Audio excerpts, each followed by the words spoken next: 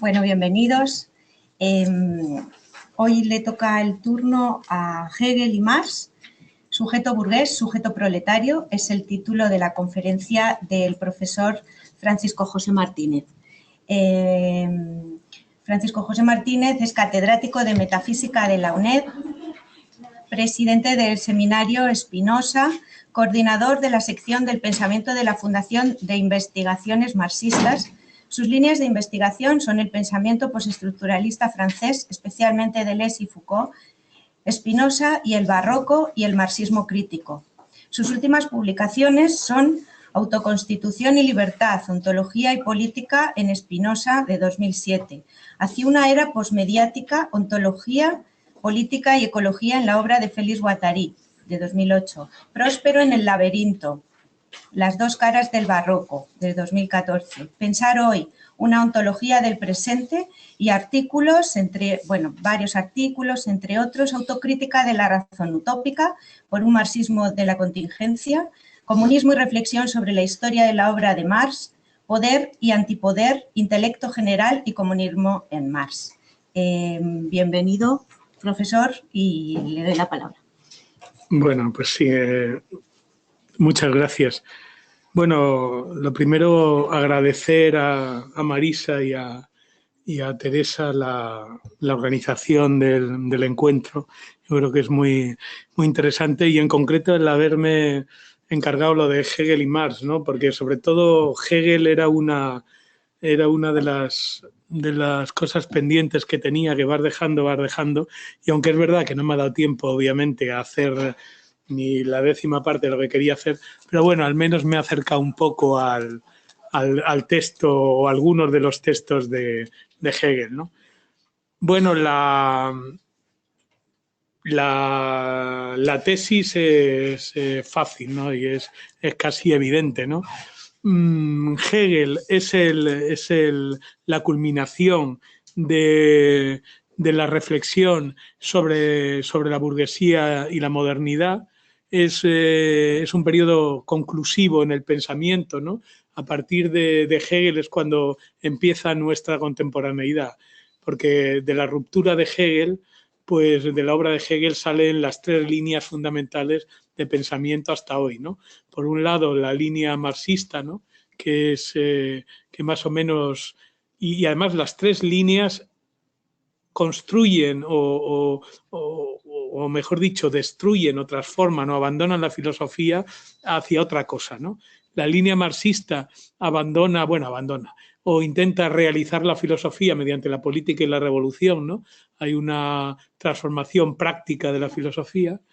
La línea positivista a partir de Comte, luego toda la filosofía analítica, pues intenta, digamos, convertir a la filosofía en ciencia, y la línea más hermenéutica, existencialista, parte de Kierkegaard, y entonces, bueno, recupera elementos que teóricamente habían quedado marginados en el pensamiento de Hegel, como el individuo y la línea estética, ¿no? Sería la línea Kierkegaard-Nietzsche. Entonces, digamos, las 3 líneas fundamentales de filosofía actual, pues salen de Hegel, ¿no? Bueno, la otra cuestión, Hegel y Marx, normalmente se interpreta a Marx como una inversión de Hegel, ¿no? Y entonces voy a aprovechar aquí para hablar un poco una cosa de tipo más general de la cuestión de la crítica, ¿no? De lo que es la crítica, lo que tendría que ser la crítica, ¿no? Claro, por un lado, la crítica, y por supuesto la de Marx, no es una crítica totalizadora en el sentido de un abandono, destrucción total de lo que se critica, ¿no? Sino más bien es una especie de distorsión, ¿no? De inversión, de inclinación de lo que se critica en otra dirección, ¿no? Y también eso supone una especie de clasificación y evaluación de las diferentes partes de lo criticado para atenuar unas y destacar otras, ¿no? Es decir, que en ese sentido la crítica, ya digo, nunca es totalizadora. Bueno, si es una crítica que sea constructiva, claro, que se quiera aprovechar, ¿no? Hombre, es una crítica modelo talibán que destruye todo, pues entonces obviamente no, pero se entiende que tiene que ser una crítica reconstructiva, ¿no? Entonces, claro, eso significa que la crítica no puede ser total, no puede ser una crítica in toto, no puede ser un rechazo a la totalidad, sino que es una crítica siempre selectiva, ¿no? Entonces ese es un punto. Esto tiene mucha importancia, hombre, tiene para otro debate que está siempre, digamos, debajo de nuestras reflexiones, que es el debate entre modernidad y posmodernidad, ¿no? ¿En qué sentido somos posmodernos? ¿En qué sentido seguimos siendo modernos? ¿No? Pues es lo mismo, es una especie de reconstrucción, reevaluación, traducción, transformación, que no supone un abandono ni unirse dando un portazo, sino, bueno, cambiar los acentos que hay en la tradición, ¿no? Y le pasa lo mismo a Marx, ¿no? Bueno, el núcleo esto se ve sintetizado pues en el moto este, que es el inicio del texto que les he dado, que es un filósofo soviético, curiosamente, pero bueno, que yo creo que toca bastante bien el asunto, ¿no? Dice, la filosofía de Hegel es la toma de conciencia de la época en la que se establece la sociedad burguesa y, en el fondo, la primera y genial tentativa de reflejar en la teoría el desarrollo anterior y las perspectivas de esta sociedad. Yo creo que capta muy bien lo que es Hegel, ¿no? Por un lado, es el filósofo de la sociedad burguesa, pero que introduce la sociedad burguesa en su desarrollo, es decir, ve los orígenes de la sociedad burguesa y incluso deja caminos abiertos que precisamente van a ser algunos, al menos los tres estos que he dicho, ¿no? La crítica revolucionaria, la crítica positivista cientificista, la crítica antropológica esteticista. Dice, la teoría de Marx es la toma de conciencia científica de la época en la que se desarrolla el movimiento emancipador de la clase obrera. Bueno, hay que tener en cuenta que aquí, siempre que se hable de ciencia en este contexto, estamos hablando en alemán, entonces es Wissenschaft. Es decir, no es la ciencia nuestra, no es la ciencia matemática, es la ciencia como saber absoluto por causas, ¿sí? Saber totalizador. Todo lo contrario de la ciencia, porque nuestra ciencia es un saber parcial, es un saber matematizado. Entonces, la ciencia Wissenschaft es reflexión totalizadora, y al mismo tiempo filosófica de la realidad, ¿no? Y explicativa también, claro. La comprensión genial de la marcha inmanente de la sociedad burguesa, cuya progresión propia engendra las condiciones materiales y morales del paso revolucionario a su contrario, el régimen socialista. Bueno, este es un punto absolutamente central, ¿no? Marx dice en algún punto que hay que tener en cuenta que el marxismo surge, sobre todo en la gran obra de Engels, ¿no? Como un socialismo científico frente a los socialismos utópicos. Aquí, científico, bueno, en Engels, que era más positivista, tiene los dos matices. Por un lado, ciencia como Wissenschaft, es decir, en la tradición alemana, como saber absoluto, como saber totalizador, pero al mismo tiempo, Engels aquí le da también el acento de ciencia social, o sea, de con versiones luego posteriores, sociología. Es decir, el marxismo es ciencia en el sentido Wissenschaft, pero ciencia también en el sentido francés, inglés de science, ¿no? Es decir, ciencia social, reflexión científica sobre la sociedad y sobre el núcleo, el esqueleto de la sociedad, que es la economía política, ¿no? Entonces, eso es importante. Bueno, y lo importante es que esa reflexión se hace sobre un desarrollo que parte de la sociedad burguesa. Es decir, el comunismo, y ya digo, esto tiene que ver porque el marxismo se presenta como un socialismo científico frente a los socialismos utópicos. Marx, como saben, y lo pueden ver en una película que acaban de estrenar, y si no, se baja de internet, se llama el joven Marx, que coge justamente el Marx que voy a estudiar yo hasta el año 48. Y ven un poco el ambiente, ¿no? Pero bueno, lo importante es que Marx al principio no es marxista ni es comunista, es un liberal. Y en esos escritos de los años 30 y tantos hasta el 44, que es el Marx liberal, no comunista, el ambiente de su época estaba controlado por un socialismo utópico, y utópico en el sentido en que era, digamos, no tanto el análisis de lo que pasaba, sino un invento de que a la gente se le ocurría y se ponía a diseñar sociedades ideales sin tener en cuenta la realidad. Entonces, el socialismo científico de Marx se opone a esto en dos sentidos al menos. Primero, porque supone que el socialismo, el comunismo, es el resultado de un conocimiento exacto de la sociedad burguesa en la cual va a surgir el socialismo.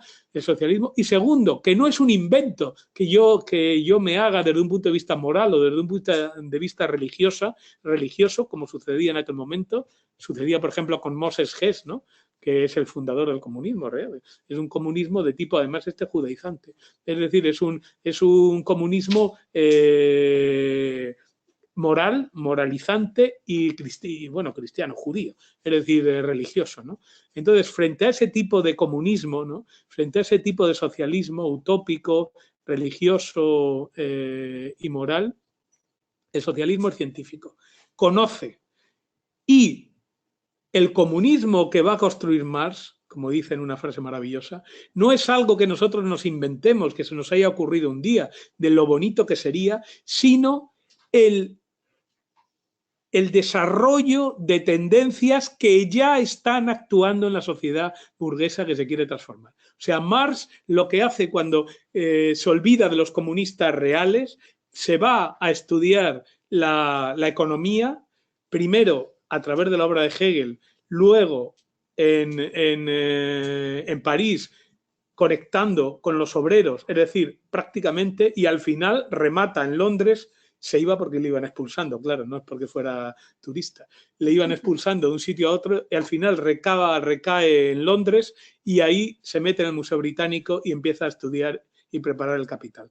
Es decir, hay una especie de análisis él detecta rápidamente que la economía política es el núcleo esencial de la sociedad y que el estudio de la economía política es la clave para conocer la sociedad. Por lo tanto, el comunismo que él defiende, que empieza a defender a partir del año 44 hasta el 48, el Manifiesto Comunista, es no un invento, no un programa, no... Yo cuando pongo los dos polos del marxismo, ¿no?, el polo kantiano del deber y el polo hegeliano del desarrollo, me apunto al polo hegeliano del desarrollo. No es un deber abstracto que se impone sobre la realidad. En ese sentido, Marx y Lenin seguirán a Hegel en su crítica a la abstracción y al ideal del deber kantiano, su formalismo abstracto, y se basa en el desarrollo de la propia sociedad. Es decir, su comunismo es el desarrollo de lo que estaban haciendo prácticamente ya los obreros en los años 40, fundamentalmente en Francia, que como siempre a nivel político eran los más listillos y los más avanzados, ¿no?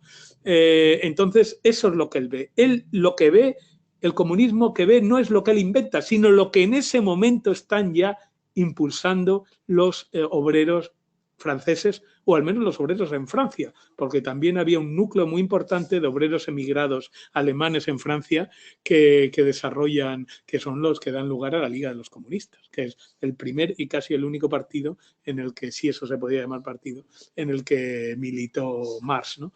Entonces, es importante este aspecto antiutópico, este aspecto realista, este aspecto de que el comunismo es el desarrollo de la sociedad burguesa, lo cual supone también un elemento importantísimo que se entronca con lo que habíamos hablado de la crítica, ¿no?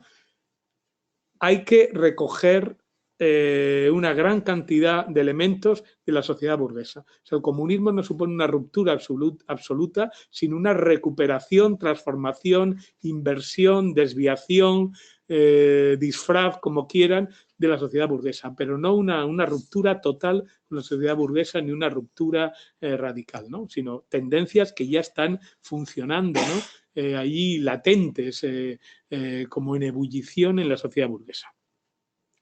Dice, resulta de aquí que no solo desde el punto de vista teórico, sino también desde el punto de vista histórico, el materialismo histórico de Marx dice que es la negación más consecuente y la mejor fundada de todo idealismo, representa la continuación directa e inmediata del idealismo dialéctico de Hegel.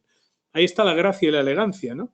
Es decir, cómo los materialistas son capaces de captar la potencia del idealismo hegeliano. Y frente al materialismo grosero de origen francés del 18, ¿no?, que en aquel momento se estaba desarrollando en Vogt, en Moleschott, y vamos, era un marxismo muy mecanicista, muy cientificista, y en el cual los elementos activos, los elementos prácticos, los elementos, digamos, diríamos nosotros, el momento subjetivo estaba disminuido, Marx y Engels tienen la gran clarividencia de rescatar del idealismo alemán, especialmente de su conclusión, ¿no?, pero también de Fichte, algún trocito de Fichte también, justamente el lado activo de la autoconciencia, esa capacidad dinámica que tenía el idealismo y que no tenía el materialismo. Entonces, ahí, como muy bien dice Oyserman, el marxismo retoma el aspecto activo del idealismo alemán, mientras que mantiene del materialismo, como haría Lenin unos 50 o 60 años después, la idea fundamental de que la realidad es exterior a nosotros y que nosotros somos seres sensibles que nos relacionamos con la realidad desde el punto de vista exterior, que Hegel al final todo es una exteriorización del espíritu, ¿no? O sea, hay un desplazamiento o una traducción del espíritu a la acción humana colectiva. Pero retoma del espíritu su lado creativo, su lado activo. Bien, ese es el moto. Bueno, de la obra, obviamente, de Hegel, obra inmensa, yo solamente he aprovechado a hacer algunas pinceladas, algunas calas en la fenomenología del espíritu, que es, por un lado, la introducción al sistema y, por otro lado, la primera parte del sistema. 1807, un momento clave en la vida propia de Hegel, de la vida de Alemania y de Europa en general, porque se cuenta que él estaba escribiendo esto cuando vio pasar a Napoleón a caballo por debajo y dijo, eso he visto pasar al espíritu universal debajo de mi ventana, ¿no? Es decir, es un momento impresionante en que las tropas francesas estaban ocupando parte, sobre todo el sur de Alemania, ¿no? Civilizándolos, por cierto, claro. Esa es otra de las cosas, digamos, paradójicas, ¿no? Como la cuestión del proyecto revolucionario tiene el problema de que se ha solido mezclar las únicas dos revoluciones que ha habido, que ha sido la francesa y la rusa, ha tenido la suerte y la desgracia de mezclarse con las geoestrategias y las geopolíticas de dos potencias, la política francesa, la potencia francesa y la potencia rusa, ¿no? Entonces, claro, ahí eso es lo que al final ha diluido el proyecto universalista mundial de la revolución, tanto en el caso francés como en el caso ruso, pues al final quedaron un poco difuminadas al ser puestas al servicio de la geopolítica de las potencias, ¿no? Pero bueno, esa es una desgracia de que cuando las ideas se encarnan, pues claro, cogen la ventaja de la materia, que es poder actuar, pero también su desventaja. Entonces, claro, pues lo mismo, cuando las ideas se hacen historia, pues claro, como la tienen que llevar a cabo hombres concretos en un momento determinado concreto, en una sociedad concreta, con una cultura concreta, pues claro, nunca sale la cosa tan pura como debiera, ¿no? Y aquí es lo que digo, la filosofía de Hegel ha sido la sociedad burguesa elevada a su autoconciencia.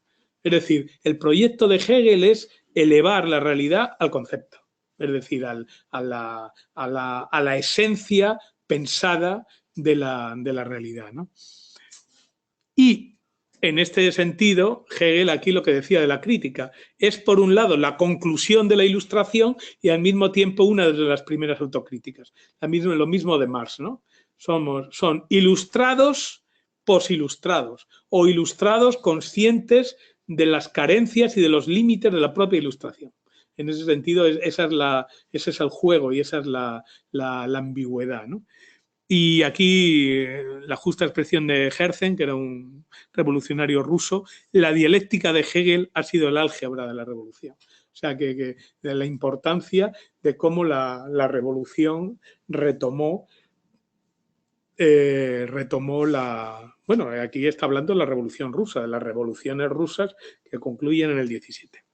Bueno, la fenomenología del espíritu, también yo agradezco esto, el haberme obligado a acercarme a Hegel, porque para mí la fenomenología está unida pues a la juventud y está unida a un profesor que fue muy querido y es muy querido de todos nosotros, que es Antonio Pérez Quintana, ¿no? Y que nos dio durante muchísimos años cursos sobre la fenomenología, ¿no? Entonces, bueno, volver a él pues también ha sido volver a la juventud, claro, pero también volver a hacerle un homenaje a Antonio, ¿no? Que fue el que nos ayudó a entender a Hegel y especialmente la fenomenología, que no es broma. Y él decía, con ese acento canario y remarcando, que la fenomenología es la ciencia de la experiencia de la conciencia. Ciencia, ya lo he dicho, ¿no? Wissenschaft. Saber totalizador, saber con completitud, saber demostrativo, no es un saber intuitivo, una patadita a Schelling, no es un saber sensible, desprecia a los materialistas así groseros, no es un saber puramente sentimental, patada a los románticos, ¿no? O sea, ahí se sitúa. Wissenschaft. De la experiencia, por eso es fenomenología. Va a presentar formas, va a presentar figuras. Y de la conciencia. O sea, la fenomenología es la historia de la conciencia. Una historia en 3 niveles. Historia, desarrollo, devenir. Aportación fundamental, como dirá Marx luego, no me da tiempo, pero por ahí está, es la gran aportación de Hegel es la noción de proceso, la noción de devenir, la noción del autodesarrollo del hombre, la autoconstitución del hombre, ¿no? Su problema es que para él el hombre era el espíritu, con lo cual al final había una especie de puesta entre paréntesis de todo en primer lugar, nuestros cuerpos físicos, sensibles, ¿no? Pacientes, y por otro lado, a nivel colectivo, pues la acción humana, ¿no? Todo eso era puesto entre paréntesis y espiritualizado. Pero, claro, el propio Marx dice, ahí está la crítica. Es una crítica que está hecha de forma espiritual, pero ahí está toda la crítica. Y en los análisis que hace de forma mistificada, de forma mística, de forma espiritualista, Hegel en la fenomenología del derecho, de la familia, del Estado, del arte, de la religión y por último de la filosofía, está en origen, dice, oculta, extrañada, trasvestida, está la crítica, que lo único que hay que hacer es sacarla, que fue lo que intentaron hacer los jóvenes hegelianos, entre los cuales entró Marx al principio. Entonces, digo, este estudio de la conciencia del ser humano se hace a 3 niveles. Se hace, en primer lugar, a un nivel cognoscitivo, epistemológico, que son las 3 primeras etapas, ¿no? La etapa de la conciencia, autoconciencia y razón. ¿Cómo conocemos? Eso sería lo que luego en la enciclopedia llamará el espíritu subjetivo, es decir, nosotros, vamos, los individuos. Ese es el primer paso, ¿no? El nivel epistemológico, cómo el conocimiento va desarrollándose desde la conciencia sensible, la autoconciencia, la razón. Bueno, importante, cada paso supone la asunción del anterior. Es el modelo de la bola de nieve, ¿no? Va cayendo y va acogiendo, lo que llama la palabra esa tan bonita del Aufhebung, ¿no? Supresión, sublimación, superación. Hegel suprime, pero ese suprimir no es eliminar, sino sublimar, los franceses traducen por sublimar, es decir, espiritualizar, ahí es una finura, ¿no? Sublimar es pasar el sólido al gas, ¿no? Físicamente. Entonces, es esta idea, sublimar y superar, es decir, lo mismo en otro nivel. Primera parte, espíritu subjetivo, nosotros como individuos, conocimiento. conciencia, autoconciencia, razón. Segundo, lo que él llama, segunda parte, lo que él llama espíritu. Eso es la historia.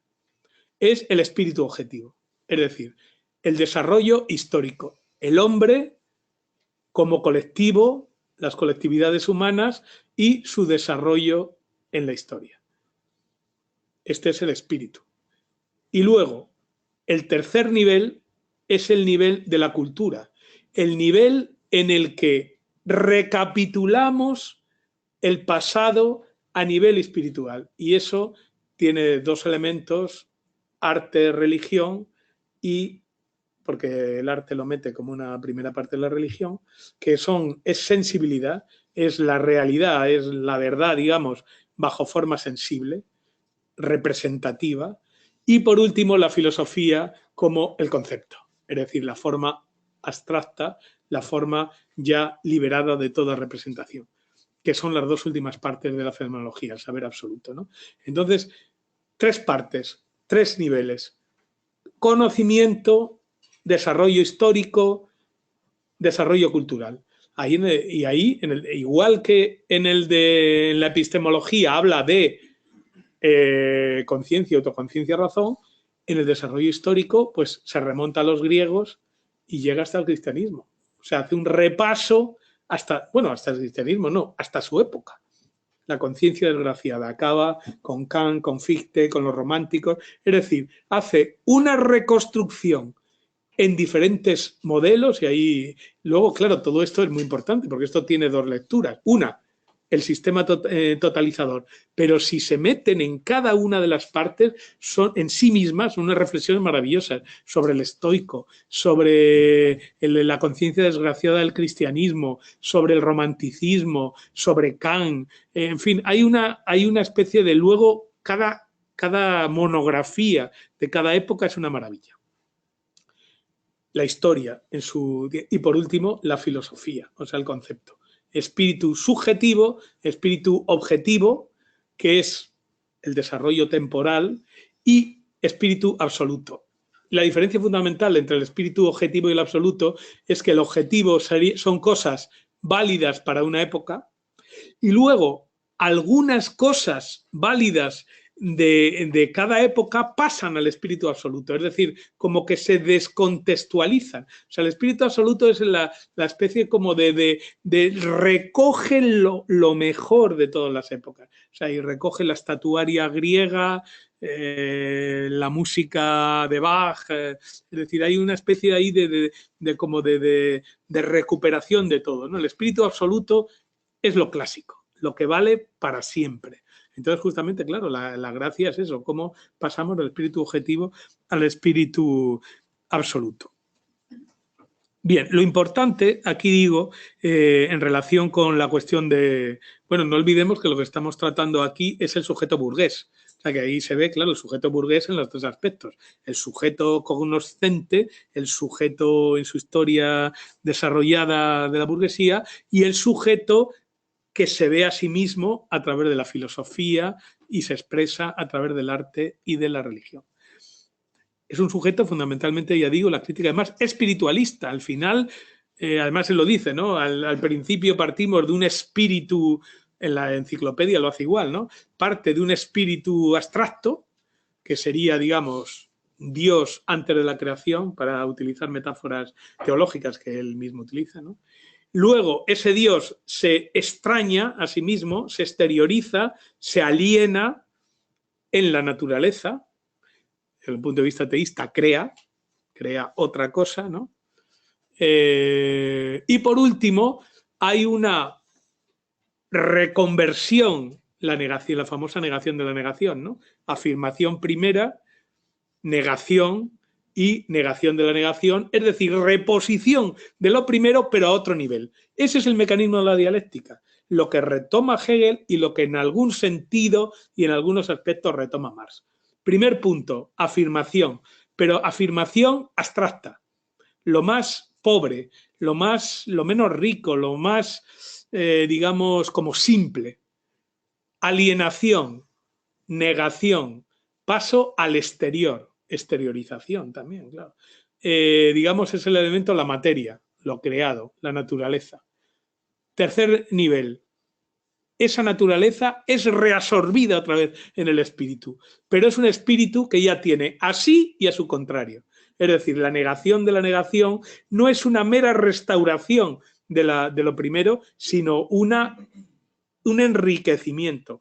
Y por eso llegamos a que el espíritu último es el espíritu concreto, porque ha asumido no solamente el primer espíritu simple, abstracto, sino ha asumido también su propia negación. Y por eso la concreción es lo simple más la negación de lo simple, lo interior simple y abstracto y pobre, el enriquecimiento a partir de la negación, la exteriorización, la pluralización y esa recuperación de lo exterior en lo interior, ese último bucle de espiritualización es un espíritu ya preñado.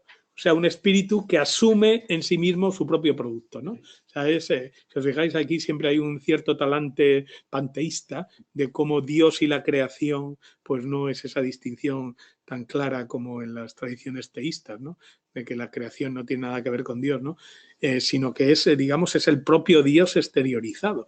Y otro punto, mientras que piensan que la creación no añade nada a Dios, esta interpretación panteísta o panenteísta supone que Dios sí se enriquece con su propia exteriorización, que Dios sí se enriquece con su propia negación en la naturaleza, ¿no? Bien, luego hay otro, el otro punto es que Hegel logra, y eso ya lo dicen los marxistas del principio, claro, porque el problema que se plantea es la paradoja. ¿Cómo es posible que la reflexión más potente sobre la sociedad burguesa se haya hecho, y burguesa aquí es burguesa moderna y capitalista, en las tres, no es lo mismo exactamente, pero bueno, para entendernos en este punto valdría, se ha hecho en una sociedad como la alemana, que es la más retrasada, bueno, los rusos eran aparte, la más retrasada de Europa, tanto a nivel intelectual, a nivel intelectual, tanto a nivel político, vivían aún en el antiguo régimen, es decir, vivían en un gobierno autoritario, no constitucional, y en el nivel económico, en que el proletariado era enormemente débil. Entonces, ahí está la gracia. Cómo en la parte más atrasada de Europa se ha logrado hacer el análisis de la sociedad capitalista. Bueno, hay que tener en cuenta, bueno, primero, que Hegel era un monstruo, claro. Y segundo, que Hegel sabía mucho. Y entre las muchas cosas que sabía, aparte de cálculo diferencial, pues sabía también economía política. Entonces él detectó rápidamente que, igual que Marx, que el punto más alto y más de desarrollo capitalista en ese momento estaba en Inglaterra y por eso había que aprenderla en los ingleses, en Adam Smith y en David Ricardo. Y eso lo hace primero Hegel, antes que Marx. Incluso de Marx y Engels lo hará primero Engels, antes que Marx también. Más que nada primero porque su padre tenía una empresa en Inglaterra y vivía allí, claro. Y entonces él tuvo contacto con el proletariado avanzado mucho antes que Marx, que vivía al fin y al cabo pues en un pueblecillo muy distraído, pero muy, muy pobre a nivel industrial. Treveris. ¿No? Trier, que suena más bonita nada más, ¿no? En Italia, vamos, en latín o la versión alemana, Trier, ¿no? Entonces, la gracia de la genialidad de Hegel es haber captado eso y ser el primero que introduce en Alemania la economía política de David Ricardo y de Adam Smith. Pero también el otro punto es que Hegel había quedado también fascinado, aterrorizado por la Revolución Francesa. Es también un ideólogo de la Revolución. Un ideólogo no tanto para exaltarla, como le pudo pasar a Kant en algún momento y sobre todo a Fichte, quizá para ponerle coto y para ponerle límite, pero consciente de que ahí se estaba haciendo la revolución y eran los más avanzados. Entonces, daros cuenta de la paradoja. Hegel, el más O sea, en un sitio que es el más avanzado teóricamente, es capaz de captar la importancia de Inglaterra como país más avanzado económicamente en el desarrollo del capitalismo y de Francia como país más avanzado políticamente en el desarrollo de la revolución. Ahí está la genialidad de Hegel, de ser capaz de captar la burguesía, o sea, el elemento esencial de la burguesía, no a través de lo que veía directamente en Alemania, sino a través de la experiencia francesa y la experiencia inglesa, y sin salir tampoco de Alemania, ¿no? Yo creo que ese es el punto fundamental.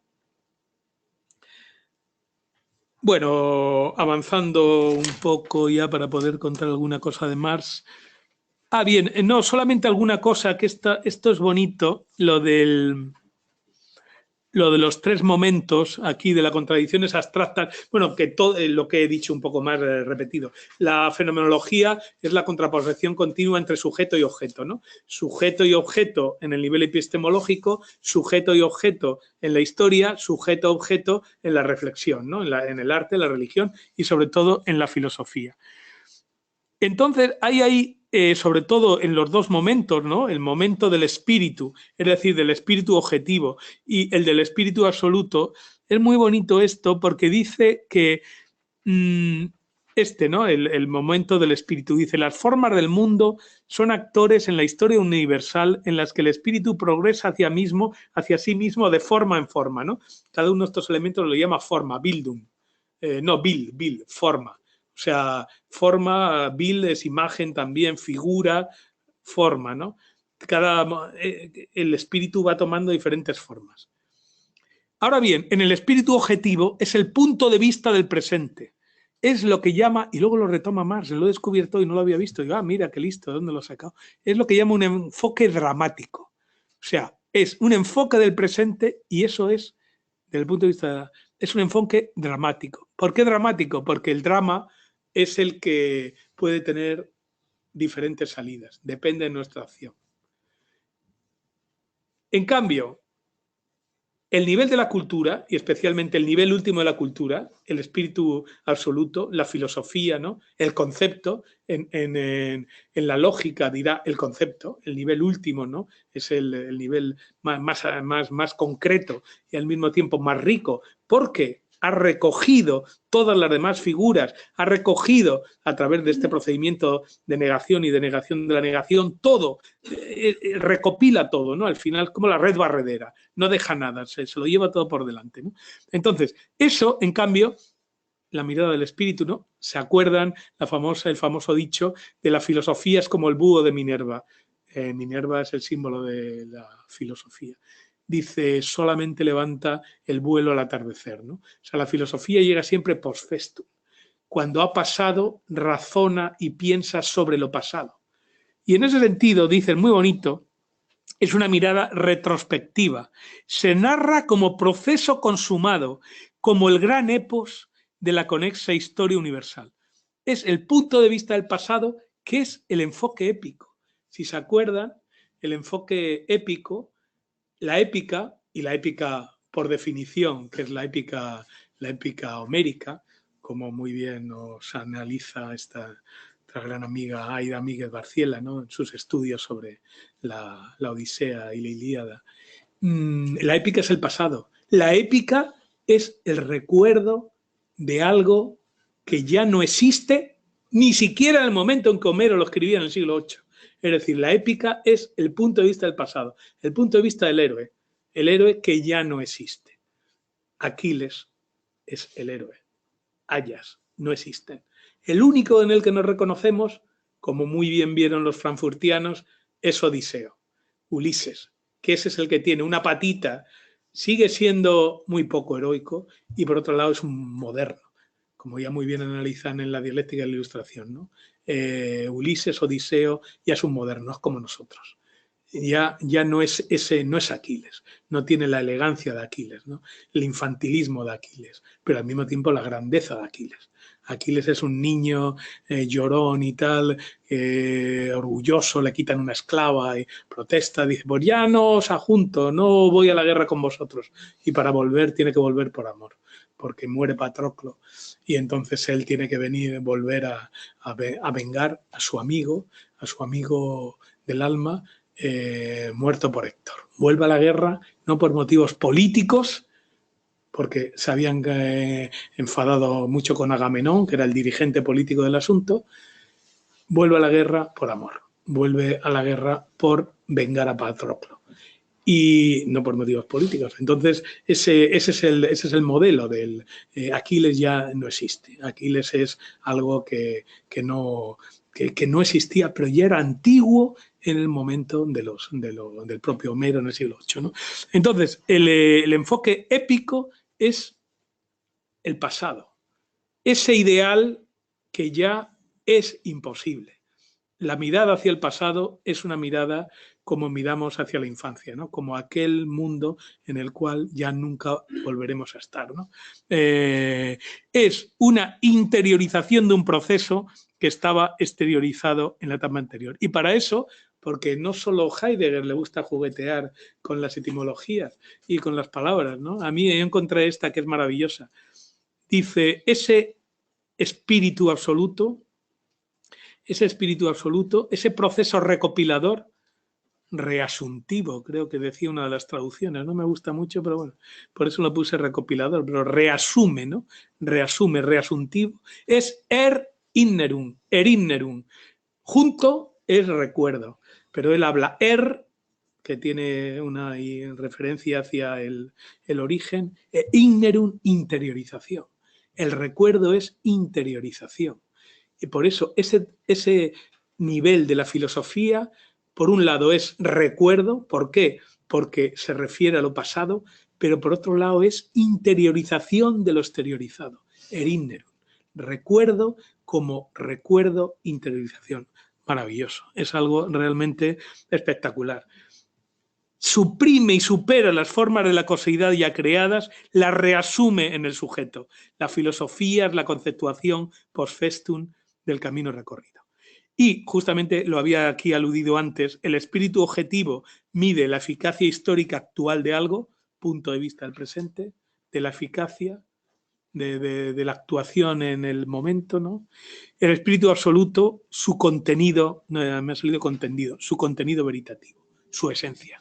El momento absoluto no es lo que pasa, sino lo más excelso, lo más rico, lo más productivo de lo que pasa, su esencia. Bueno, y ahora para poder decir alguna cosa de Marx, bueno, si Hegel aún me dio tiempo a leer algo, lo de Marx ya ha sido algo tremendo. Entonces, bueno, me he traído aquí algunos textos para leer si me da tiempo a algo, ¿no? Fundamentalmente, hay 4 textos que son absolutamente centrales, ¿no? Además hay que tener en cuenta hoy, que como todos los días, aparte de su afán, pues tienen su homenaje, me parece que hoy es el Día de la Poesía. Entonces, leer estos textos, y sobre todo en alemán, es algo espectacular, porque hay que reconocer que tanto el Hegel de la fenomenología como el Marx, que yo voy a leer de algunos textos, es el Marx realmente espectacular, que utiliza los quiasmos, bueno, ahora lo verán, es algo, una auténtica gozada prácticamente poética, ¿no? Y entonces los 4 textos son, primero, la crítica de la filosofía del Estado de Hegel. Luego, otra obra absolutamente central, aparte en este viejo libro ya de ediciones Martínez Roca, de mi infancia casi, ¿no? Los anales franco-alemanes. Hay que decir lo siguiente, ¿no? Ahora hay una versión más moderna, pero esto me gusta por los colorines, ¿no? Marx fue el pobrecillo, se ve en la película un poquito, fue un desgraciado toda la vida. Es decir, se le estropeó la carrera universitaria porque echaron a su maestro Bruno Bauer por ateo. Para ir haciendo boca, ¿no? Entonces, al romperse la la vida universitaria posible, que era para la que se había preparado con una espléndida tesis sobre los griegos, ¿no? Pues se dedicó al periodismo, porque claro, hay que tener en cuenta que en aquel momento no solamente tenía una mujer aristócrata, sino ya muchísimos hijos, de los cuales varios murieron de hambre, cual no deja de ser tremendo, ¿no? Entonces él fue un periodista toda la vida y bueno, en realidad lo que fue un mantenido de Engels, que con la plusvalía que sacaba de la empresa de Manchester, pues le financiaba más, ¿no? Las paradojas de que la lucha contra el capitalismo se hace a partir del capitalismo, ¿no? Pero claro, ¿de dónde se va a sacar? ¿Y el dinero de dónde está, ¿no? Entonces, es importante, esto viene a cuento porque Engels, que diga Marx, fue un periodista en la Gaceta Renana, la Rheinische Zeitung, que fue donde empezó a hacerse no tanto revolucionario como se empezó a dar cuenta, él venía de formación de derecho, filosófica y de derecho. Y se empezó a dar cuenta que lo de las leyes no se podía explicar solo por las leyes y muchísimo menos por el espíritu, sino que había la materia y él se ocupaba de cosas absurdas, como la lucha, por ejemplo, por el derecho a recoger leña o por la lucha de los vinateros del Mosela. Es decir, él como periodista se tuvo que ocupar de la realidad y en la realidad se dio cuenta que las explicaciones jurídicas de la realidad ni siquiera filosóficas le valían. Entonces, eso viene a cuento porque le echaron de la Rheinische Zeitung, iba cerrando revistas, donde entraba, la cerraban. Y entonces se fue con Ruge, que era otro gran revolucionario, Arnold Ruge, o Ruge, ¿no? Siempre no sé. Y se van a París. Y claro, ahí a París, y dice, vamos a hacer los anales franco-alemanes, claro. Hay unos ditirambos a París maravillosos, ¿no? Aquí hay unas cartas. Bueno, en la obra no tiene desperdicio. Además, ahí, para mí, que soy de tradición marxista, con lo cual ha mirado siempre a los anarquistas de reojo, el mejor artículo de Bakunin está aquí. Quizá lo único que hizo bueno. Los anales franco-alemanes. Un artículo maravilloso cuando era hegeliano, como Dios manda, claro. Entonces, los anales franco-alemanes no tiene desperdicio, solo sacaron un número, claro, el pobrecillo. Porque Ruge, que era el que pagaba, se ve en la película, pues pagaba, pero pagaba y llegó un momento en que ya se hundió y ya dejó de pagar. Y entonces solo sacaron un número, pero el número no tiene desperdicio. Es una auténtica maravilla. Y sobre todo hay dos textos realmente maravillosos que yo, dada el tiempo del que vamos, solamente voy a poder expurgar un poquito, que es la crítica de la filosofía del derecho de Hegel, que es donde ahora voy a leer unos trozos porque eso sí no me resiste una página, que es justamente la idea de la crítica de la religión, donde está, para que vean el contexto, la famosa idea de que la religión es el opio del pueblo, para que vean cómo dice. Y la cuestión judía, la Judenfrage, que también es un análisis realmente fabuloso en el cual, a partir de la crítica de un texto de Bruno Bauer sobre eso, sobre la Judenfrage, es decir, el derecho de lo que pedían los judíos a la emancipación política, pues Marx hace un estudio maravilloso y este texto es conocido porque es donde hace una crítica a los derechos humanos como abstractos, formales y tal. Los dos textos son realmente fabulosos y por último, pues claro, la maravilla, el libro fabuloso de los manuscritos. Yo el mío tengo aquí una versión leído en mayo del 70, ¿no? Se publicó en mayo del 68 y claro, es una auténtica joya. Esto fue absolutamente revolucionario. El texto de los manuscritos, no solo para nosotros, también el joven, no era joven ya, el Maduro Lukács, cuando encontró estos textos que los empezó a publicar o los tenía allí Riazanov en el instituto en Moscú, se quedó alucinado, entonces quedó completamente transformado, o sea que esto tuvo un impacto realmente impresionante, ¿no?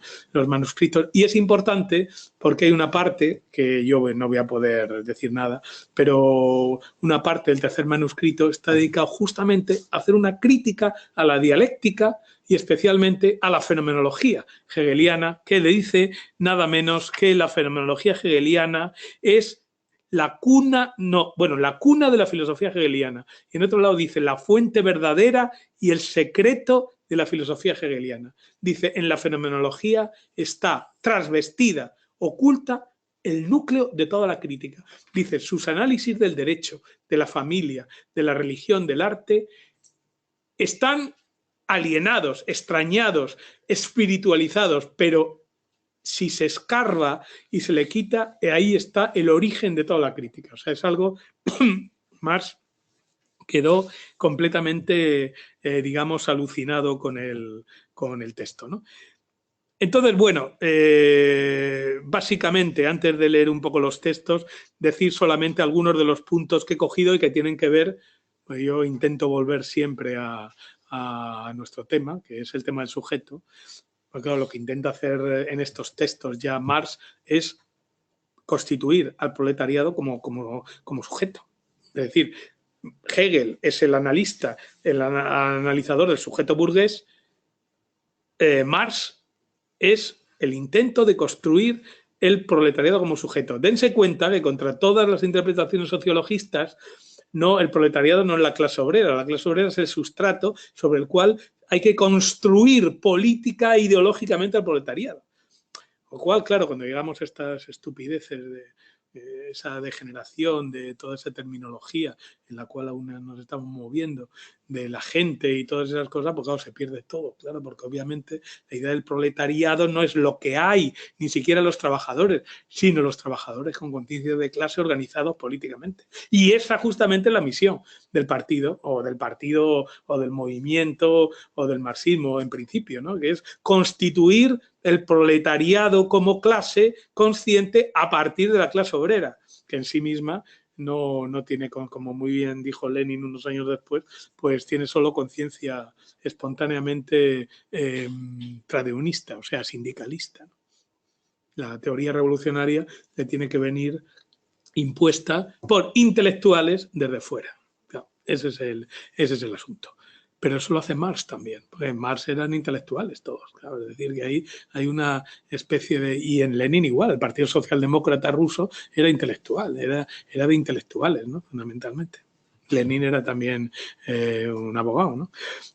Bueno, entonces, algunos de los puntos esenciales de la crítica a Hegel, ¿no? A pesar de la recuperación, lo fundamental, la crítica, una de las críticas fundamentales, que esa nos la explicó Antonio Pérez perfectamente, es, y está en Lukács también explícitamente, ¿no? Un libro también maravilloso, gigantesco, del joven Hegel de Lukács, que es también espectacular, de información y de clarividencia, ¿no?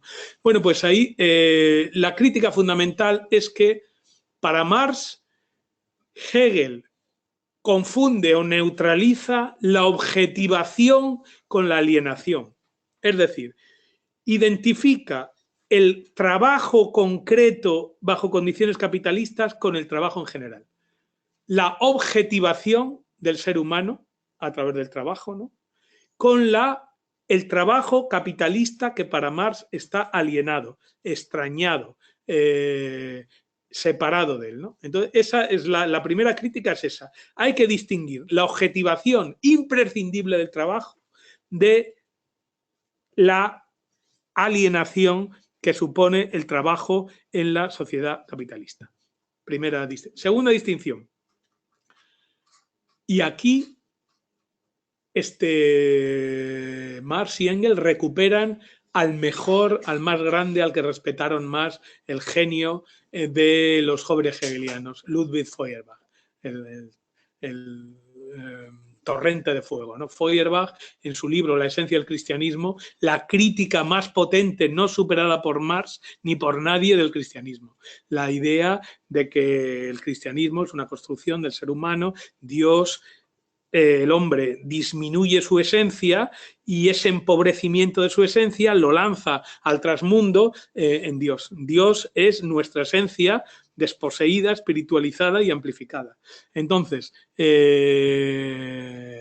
Marx retoma la aportación feuerbachiana diciendo, mientras que los jóvenes hegelianos, Bruno Bauer, Edgar Bauer, Strauss y sobre todo, claro, el peor, que da origen luego, bueno, tiene derivaciones anarquistas, más Stirner, a esos los pone a caer del burro en dos libros fabulosos, que es La ideología alemana y La Sagrada Familia que lo junta todo, y esa es la Sagrada Familia, ¿no? Entonces, Dice, en cambio, aquí hay un genio, que es Ludwig Feuerbach, al cual recuperan. Y claro, Feuerbach es el primero que dice, que critica esa conversión o esa interpretación del hombre, del sujeto burgués, como autoconciencia. Él denuncia esa espiritualización del hombre. Y Feuerbach recupera toda la tradición materialista francesa, sensualista, de Diderot y de todo esto, pero pasada por la dialéctica hegeliana. Recoge el momento activo del idealismo. Y por eso Marx en esto sigue literalmente a Feuerbach. O sea, es prácticamente feuerbachiano, ¿no? Hay algunos detalles, como se pueden comprobar en las famosas 11 tesis sobre Feuerbach, que aparecen ahí como apéndice en la ideología alemana, pero fundamentalmente el primer Marx es feuerbachiano. Y entonces recupera de él esa identificación del hombre con la conciencia. Otra crítica que aparece, yo tenía aquí citas, pero no las voy a poder leer, en la crítica de la filosofía del Estado de Hegel, hay una versión en estos libritos antiguos de Grijalvo, ¿no? Ahí lo que critica es que Hegel lo que hace es una inversión de sujeto y predicado. Es decir, para él, vamos, en la versión materialista clásica, ¿no? El hombre es el sujeto y tiene propiedades que son sus predicados. ¿Qué hace Hegel? Invierte. Entonces, el sujeto lo ponen los predicados y el hombre no es nada más que la exteriorización de los predicados, una inversión. Aquí hay como 5 o 6 citas en que insiste mucho Marx. Dice, Hegel invierte sujeto y predicado. La otra inversión es la relación entre empirismo y especulación. Hay un empirismo positivista acrítico y un idealismo acrítico. ¿Qué sucede? En esta inversión, Hegel, esa espiritualización no la hace de cualquier forma, sino que la hace a partir de una forma empírica concreta. Entonces, la crítica que le dice, es que usted, la idea, el concepto, no se lo saca de la manga, ni lo piensa, ni lo desarrolla, sino que parte de la empiria que le rodea y la espiritualiza, la sublima, ¿no? Y la transforma en lo universal. Es decir, que su universal es su ideal, es falso porque lo que hace es considerar universal, es decir, eterno y válido para siempre, lo que acaba de ver usted concretamente.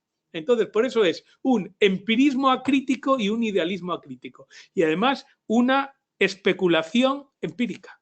Lo que hace es que coge la realidad burguesa y la convierte en verdad universal. Justamente la crítica de Marx va a ser la contraria. Es decir, el capitalismo tiene origen y por lo tanto tendrá un final. Es decir, hay una noción de evolución que la retoma de Hegel, pero Hegel, al final, el problema es bueno porque es evolutivo, el devenir, la categoría de devenir central, lo que llama en algún momento por ahí, ¿no? El elemento fundamental de lo negativo, la dialéctica de lo negativo. Eso es lo bueno de Hegel. Pero ¿qué pasa? Que eso lo hace, ese idealismo, esa espiritualización la hace universalizando, convirtiendo en verdad absoluta para siempre lo que está viendo en su época. O sea, eterniza la burguesía. La burguesía no solamente es el final, sino que es la verdad del desarrollo del mundo y de la realidad. Es decir, ese es el problema. Ese es el positivismo acrítico. Retoma sin crítica lo que hay y lo convierte idealísticamente, de forma crítica también, en lo que debe de ser. Es decir, la famosa lectura del todo lo real es racional tiene dos lecturas. Una, digamos, kantiana entre comillas, que es que se interprete como todo lo real ha de ser racional o ha de convertirse en racional, o tiene, es la versión idealista, ¿no? O la versión revolucionaria. O bien la contraria, lo real en sí mismo ya es racional. Entonces hay una santificación de la realidad. Marx dice lo contrario. No, cuidado. De usted lo importante que ha hecho ha sido retomar la idea procesual de la realidad. Ahora bien, y esa realidad lo ha hecho muy bien, pero el problema es que usted ha cerrado la historia. Ha dicho que ya hemos llegado a la burguesía y la burguesía es el final de la historia. Acordaros, volviendo hace unos años a Fukuyama, Fukuyama con su teoría del fin de la historia, ¿qué hace? Recupera a Hegel a través de Kojev, con lo cual es una lectura a través hegeliana. Se ha acabado la historia. Hubo historia, pero ya no la hay. Y da la casualidad que lo más perfecto somos nosotros. Es decir, es la burguesía. Es el último. Lo último es la verdad. Marx dice lo contrario. Dice, no, señores. Justamente el problema y luego sus estudios, esto lo intuye a nivel, digamos, filosófico, pero luego lo comprueba y lo desarrolla a nivel económico a partir de la lectura crítica de Smith y Ricardo. Dice, no, la burguesía, el capitalismo ha tenido origen, se ha desarrollado y exactamente igual que ha nacido morirá. ¿Por qué? Porque la dinámica histórica va produciendo un desacople entre las relaciones, entre las fuerzas productivas y las relaciones de producción. Y el capitalismo, que fue absolutamente fundamental, otro paréntesis, cuando alguien quiera defender el capitalismo, no se vaya a esas estupideces de Hayek, ni los vieneses, ni mucho menos los neoliberales. Eso es una tontería, eso es peccata minuta. Vaya usted al manifiesto comunista, la mejor defensa del capitalismo, porque ahí está el reconocimiento del aspecto absolutamente revolucionario del capitalismo. El libro de Berman, no Berman el sueco, sino Berman el americano. Todo, por cierto, que esa frase tal cual no está en las traducciones españolas. Todo lo sólido se disuelve en el aire. Eso es lo que ha hecho el capitalismo. El capitalismo ha cogido lo sólido del antiguo régimen y lo ha destrozado. Dicen las antiguas costumbres, la religión, el arte, la familia, todo lo ha destrozado. Ese es el elemento revolucionario. Por eso el socialismo se considera en ese hálito, en ese impulso, en esa impulsión capitalista. Ahora bien, el problema es que ese elemento revolucionario ha llegado un momento en que dice las relaciones de producción, es decir, la propiedad privada de los medios de producción, se convierten de desarrollo de las fuerzas productivas en impedimento y obstáculo del propio desarrollo de las fuerzas productivas. ¿Qué es lo que está pasando ahora? De forma sistemática, pero ya Marx lo veía.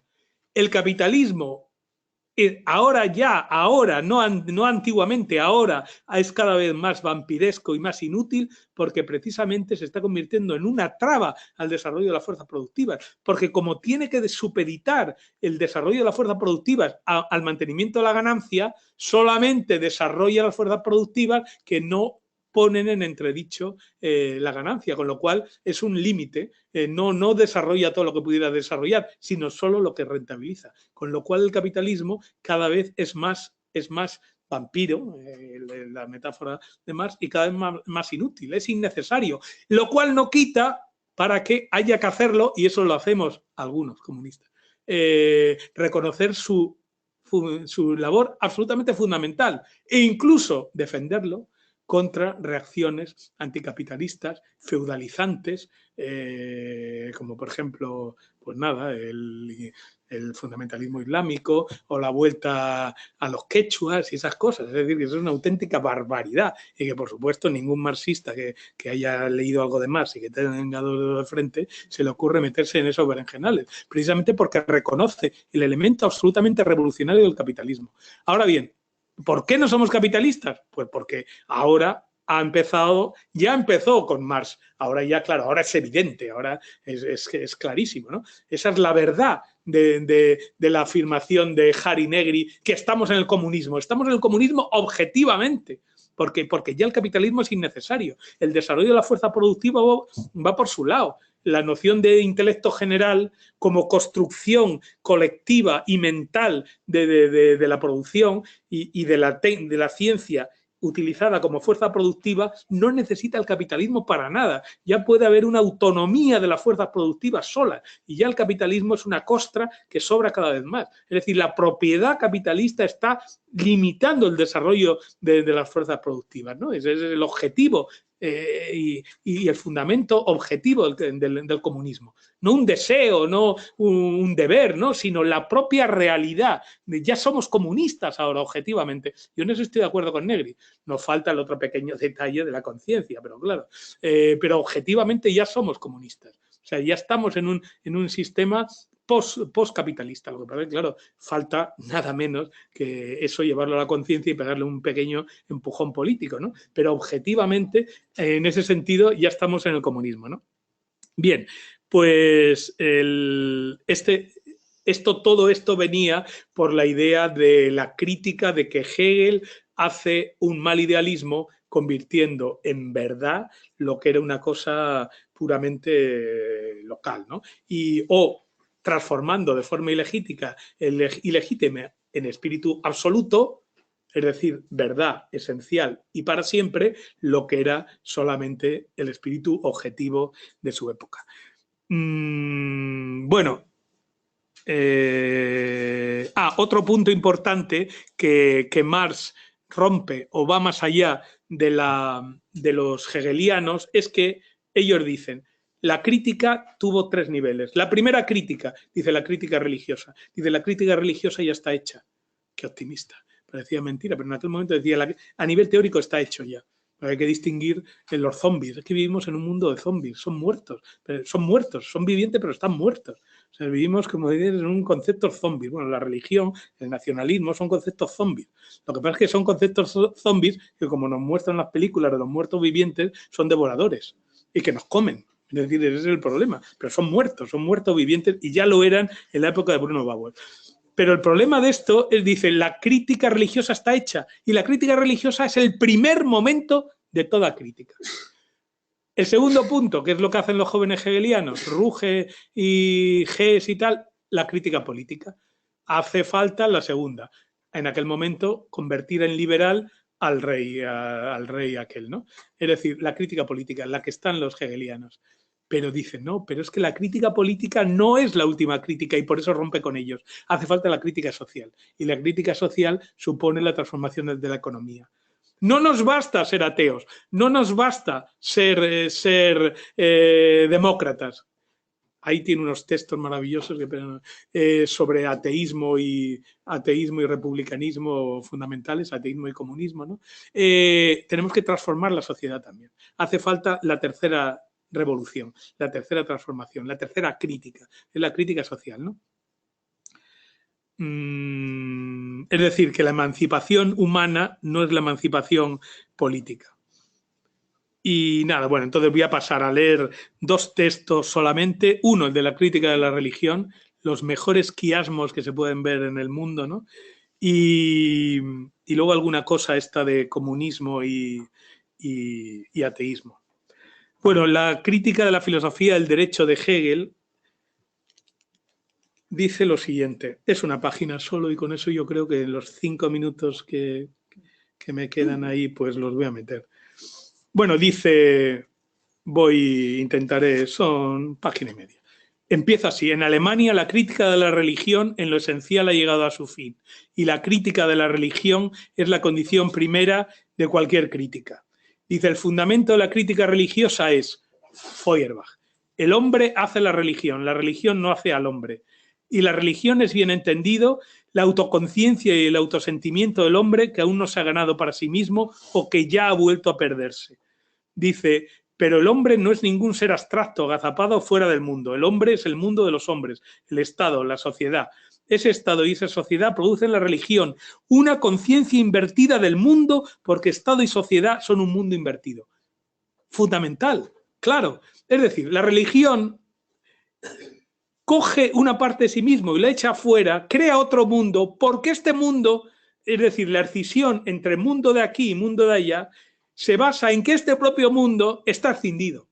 Entonces dice, no se acabará la escisión entre nuestro mundo y el transmundo mientras el propio mundo esté escindido. Ese es el tema, ¿no? Entonces, claro, lo que dice, la forma no es atacar a la religión directamente, como ha hecho Bauer, como ha hecho Strauss, sino reconciliar este mundo. Cuando dice, cuando la sagrada familia desaparecerá, cuando la familia humana está venida. Es decir, cuando reconstruyamos la escisión en este mundo, desaparecerá la necesidad de la escisión entre este mundo y el otro. Es algo fundamental. Dice... bueno, y luego aquí ya empiezan las frases, ¿no? Dice, enfrentarse a la religión, por tanto, es indirectamente un enfrentamiento a ese otro mundo que tiene su aroma espiritual en la religión. No hay que atacar directamente al cielo, sino la tierra. ¿Y qué es la tierra? Ese mundo que tiene su aroma espiritual en la religión. Dice, la miseria religiosa es, pues, por un lado, y aquí está la grandeza, recupera los dos elementos, el positivo y el negativo. La miseria religiosa es, por un lado, la expresión de la miseria real. Somos pobres en la realidad y por eso somos pobres también, porque nuestra riqueza se la hemos dado a Dios, ¿no? La hemos alienado en Dios. Y por otro, la protesta contra la miseria real. Ese es el elemento positivo de la religión. Dice, la religión es el suspiro de la criatura agobiada, el estado de ánimo de un mundo sin corazón, porque es el espíritu de los estados de cosas carentes de espíritu. Y aquí es donde viene la frase. La religión es el opio del pueblo. Dense cuenta del contexto, ¿no? Y dense cuenta de cómo funcionan los quiasmos. Es algo espectacular. Dice, la superación de la religión en cuanto ilusoria dicha del pueblo es la exigencia de su dicha real. El hombre necesitará dicha ilusoria mientras no tenga dicha real. Dice, la exigencia de abandonar las ilusiones acerca de un estado de cosas, otro quiasmo, es lo mismo que exigir que se abandone un estado de cosas que necesita ilusiones. No dejaremos de tener ilusiones mientras no estemos reconciliados abajo. Dice, así pues, la crítica de la religión, es que es maravilloso, es en germen la crítica del valle de lágrimas que la religión rodea de un halo de santidad. Esto es un valle de lágrimas rodeado de un halo de santidad. La crítica, y esto es prodigioso, la crítica no arranca de las cadenas las flores imaginarias para que el hombre soporte las cadenas sin fantasía ni consuelo, es decir, esa idea, la utilización ideológica de la religión para contener al pueblo, ¿no? Como defendían los libertinos y todo esto, ¿no? Los cínicos en general. La crítica no arranca de las cadenas las flores imaginarias para que el hombre soporte las cadenas sin fantasía ni consuelo, sino para que se las sacuda y puedan brotar las flores vivas. La crítica de la religión desengaña al hombre para que piense, para que actúe y organice su realidad como un hombre desengañado y que ha entrado en razón, para que gire en torno a sí mismo y en torno a un sol auténtico. La religión constituye un sol ilusorio que gira en torno al hombre mientras el hombre no gire en torno a sí mismo. Necesitaremos un sol mientras no giremos en torno a nosotros mismos. Y acaba el último párrafo. La misión de la historia consiste, por lo tanto, una vez desaparecido el más allá de la verdad, en averiguar el más acá. Y en primer término, la misión de la filosofía que se halla al servicio de la historia consiste, una vez que se ha desenmascarado la forma de santidad de la autoenajenación humana, en desenmascarar esa autoenajenación en sus formas no santas. La crítica religiosa ha desenmascarado las formas santas. Ahora hay que hacer una crítica política y luego social que desenmascare la ilusión en sus formas no santas. Y acaba de forma que la crítica del cielo llega a convertirse en crítica de la tierra, la crítica de la religión en la crítica del derecho, la crítica de la teología en la crítica de la política. Y ahora unos textitos sobre comunismo y ateísmo y lo dejamos aquí si lo encuentro. A ver, 201 yo creo. Esto es de los manuscritos, del tercer manuscrito. Aquí es una frase también. Dice, vale, dice, paralelismo, ahora veréis una serie de paralelismos, ¿no? El paralelismo es ateísmo, comunismo. Dice, del mismo modo, el mismo modo introduce el paralelismo, ¿no? Del mismo modo que el ateísmo, en cuanto a superación de Dios, es el devenir del humanismo teórico, ateísmo, superación de Dios, devenir del humanismo teórico. El comunismo, en cuanto a superación de la propiedad privada, es la reivindicación de la vida humana real como propiedad de sí misma. Es el devenir del humanismo práctico, o dicho de otro modo, el ateísmo es el humanismo conciliado consigo mismo mediante la superación de la religión. El comunismo es el humanismo conciliado consigo mismo mediante la superación de la propiedad privada, ¿no? Superación de Dios, superación propiedad privada. Ateísmo, comunismo, ¿no? Dice, solo mediante la superación de esta mediación, que es, sin embargo, un presupuesto necesario, se llega al humanismo, que comienza positivamente a partir de sí mismo, al humanismo positivo, que es lo que distingue. El humanismo es un humanismo positivo que no es ni idealista ni materialista. Y ya esta frase última, pero ateísmo y comunismo no son ninguna huida, ninguna abstracción, ninguna pérdida del mundo objetivo engendrado por el hombre, de sus fuerzas esenciales nacidas para la objetividad. No son una indigencia que retorna a la simplicidad antinatural no desarrollada. Son, por el contrario, y por primera vez, el devenir real, la realización hecha real para el hombre de su esencia y de su esencia como algo real. Es decir, que ahí viene ese paralelismo. Entonces, bueno, ya lo dejo aquí y ya veía, el resumen es Hegel, constructor del sujeto burgués. El problema es que es un sujeto burgués espiritualizado. Marx, recogida de Hegel, sobre todo de su aspecto positivo, de su aspecto dialéctico, de su aspecto del hombre como desarrollo, como autodesarrollo, tanto a nivel individual como a nivel colectivo, pero recuperación a partir de Feuerbach del hombre como ser sensible, tiene unos párrafos maravillosos del ser sensible, por lo tanto ser paciente, somos sensibles porque padecemos, como ser pasional, que buscamos, necesitamos cosas externas, ¿no? Él dice, y somos objetivos porque tenemos objetos fuera. Un ser no objetivo, que no tenga objetos, no existe, es una nada, una pura nada, ¿no? Y luego, desde el punto de vista político, la crítica al falso idealismo y el falso empirismo de Hegel. Hace eterno y verdadero lo que es solo un momento, que es el capitalismo moderno, ¿no? Y entonces el comunismo como superación de la propiedad privada, exactamente igual que el ateísmo, en la superación de Dios, y las dos cosas son las dos versiones del humanismo, del espíritu humano, en su sentido práctico, en su sentido teórico. Muchas gracias. Gracias.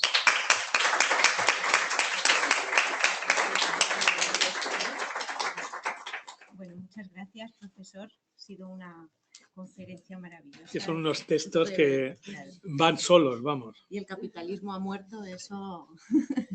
No, pero está vivo, cuidado. Es un zombie. Es un zombie. Es un muerto pues, viviente. Vamos a pasar a las preguntas.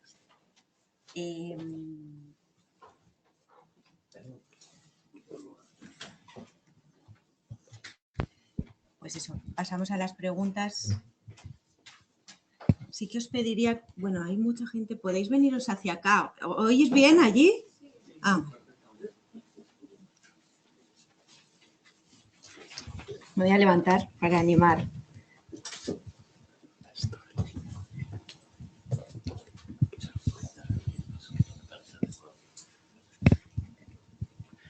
Si quieres, por empezar, no por... Por alusiones. Por alusiones.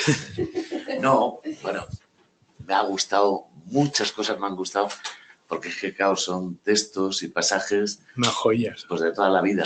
Bueno, ya una joya o no, no lo sé, pero sí de nuestro trato con ellos, la fenomenología, bueno, pues todo lo que has contado, el paso de la conciencia, la autoconciencia, la razón, la lucha por el reconocimiento, pues claro, son textos, y bueno, los de la crítica a la religión de Marx, pues nos han acompañado mucho tiempo y en ese sentido, a ver, por plantear algo, ¿no?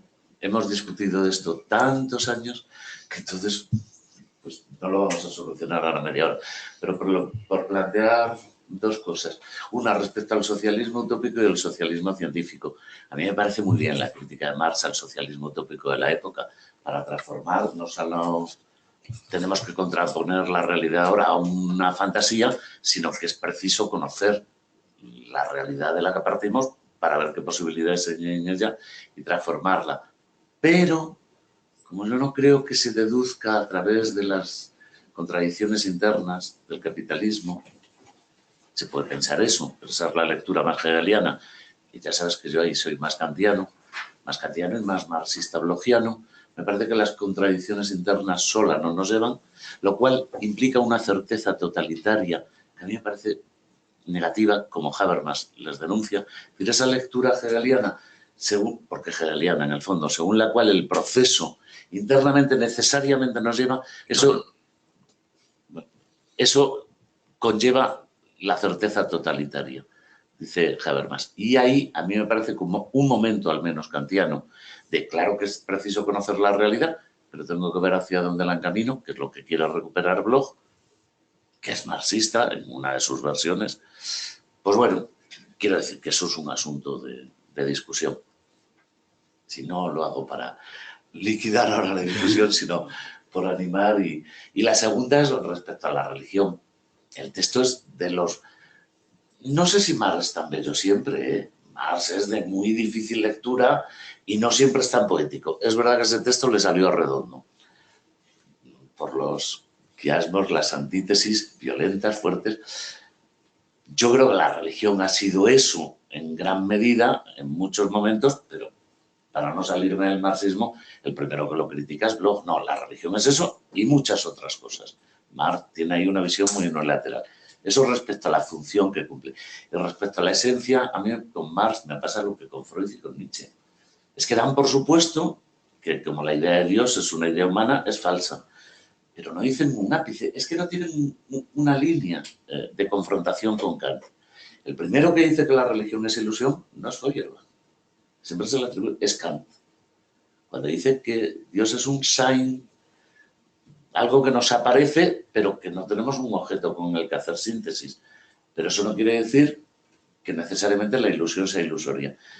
No hay una línea, ni en Marx, ni en Freud, ni en Nietzsche, ni en Feuerbach, en donde discutan con Kant. Dan por supuesto que es una falsedad. A Kant eso le parece pensamiento dogmático. Entonces yo diría, la crítica de la última parte me parece bellísima en la expresión, unilateral en la función y muda respecto a una crítica sustantiva. Bueno, lo hemos discutido miles de veces, o sea que no pretendo ganar respuestas de todo, ni que no nos acuerdo, sino por lanzar un poco la discusión y el diálogo.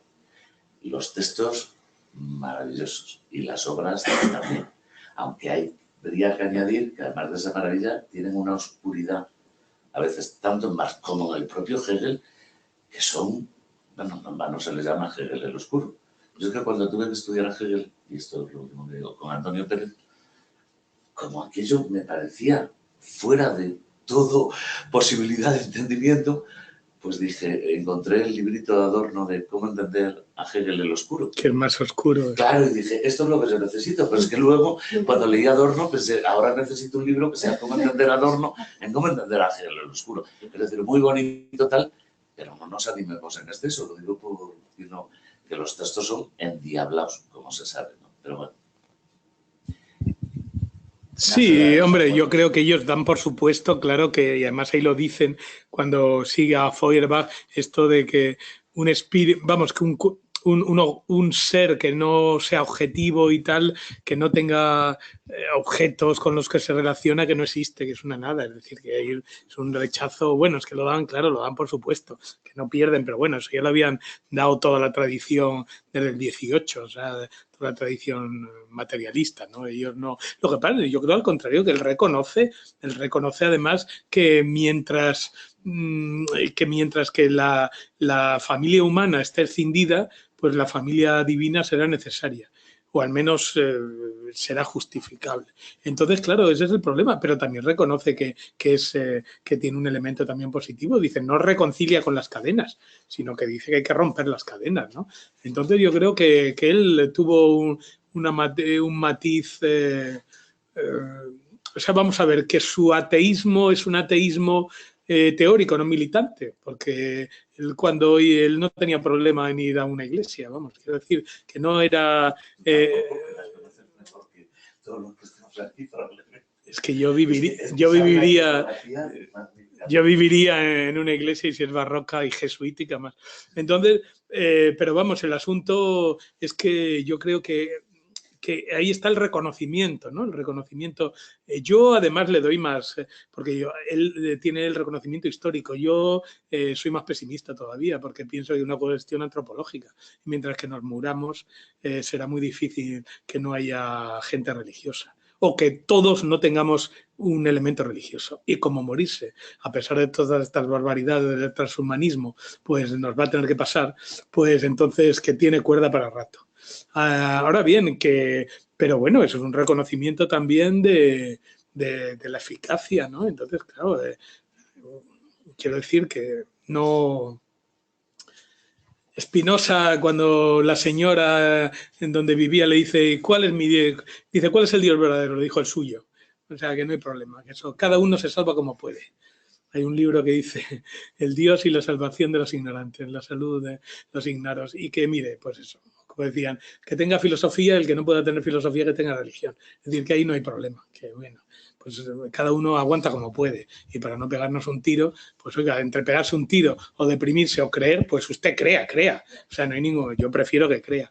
Entonces, vamos, que a mí lo que me parece que es una posición muy, muy buena y sobre todo que se carga todo el ateísmo es absurdo que intentaron imponer manu militares los rusos. Es decir, esas cosas que se dan cuenta que el ateísmo caerá, que no, bueno, no cae, yo creo que no caerá nunca por este elemento, ¿no?